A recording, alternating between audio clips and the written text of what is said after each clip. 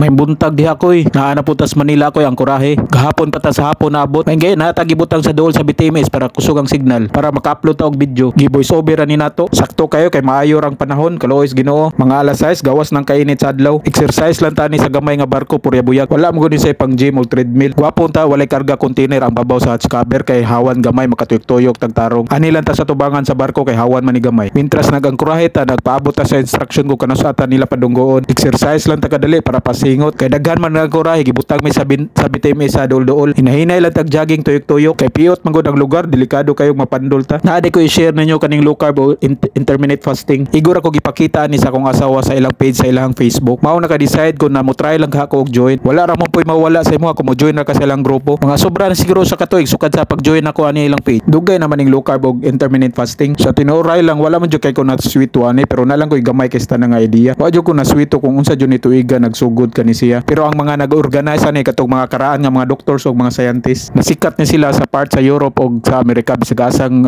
lugar. Hangtod nadala ni siya sa Pilipinas. Hangtod gi-introduce ni siya sa mga modern low carb Filipino doctors. Nasikat na pod ni siya sa Facebook karon. Gi-introduce na pod ni siya sa mga news or sa TV station. Disclaimer lang wala ko ga-promote ani ilang page. Wala po ko nagdawat og bayad na i-promote sila kay dili po ko doktor. Kung naa gani mo existing nga medical condition mas better na mo consult pa mo sa inyong doktor before ka mo follow ani ilang page. Pero wala ra mo siguro mawala nimo kung magbasa-basa lang ka o kaya mag-research ka. Makita man po ni sila mag-live sa Facebook kani mga low carb doktor o kung nakay mga pangutana mang-reply man po ni sila. Sukad nagpalo-palo ko ani ilang mga page. Sikat na po ni sila sa YouTube. Daghan na kaistanan ang mga testimony mga bata man or mga tigulang. Bisag unsa lang klase nga sakit na imuhang pangalanan or kaya metabolic syndrome. Sukad nag-low carb sila ilang mga sakit nagkanama-nam og kawala hangtod nga tanggal na gyud. Ug ang ilaha pong mga maintenance na tambal nagkanama-naman po og kuhaan o hantod na nga wala na gyud ilang mga maintenance. Ang common sakit sa mga Pilipino pareho ng mga high blood, fatty liver, diabetes, arthritis ug bisag unsa pang klaseng mga sakit sa tao. Ang importante consistent lang gyud ka sa imong pag-low carb ug focus lang gyud ka sa imong goal para mawala na imong sakit. Ang pinaka-importante gyud sa tanan ang pag-ampo gyud sa Ginoo para magaydan ka sa Ginoo kung unsa gyud ang iyahang plano para diha sa imuha. Simple ra gyud kay tanan ang pag-low carb. Ang importante likaya nimo ang tanan bisag unsang klaseng tamis nga pagkaon ug mag-intermittent fasting ka. Ang intermittent fasting gani kay naa kay window time sa pagkaon or sa pag-fasting or wala kay gikaon. For example, ang pinaka-common o pinaka-madali nga mag-fasting kay 12-12 or 16-8 para dali masabtan ang 12-12 hours window time na fasting, 12 hours pod window time nga feasting. Sulod sa 12 ka oras nag-fasting ka meaning wala jud gikaon ka bisag gagmay. Ug another for 12 hours nga naa kay gikaon bisag unsa nimo pwede nimong kanon basta low carb lang meaning low carbohydrates. Pero dili lalim ang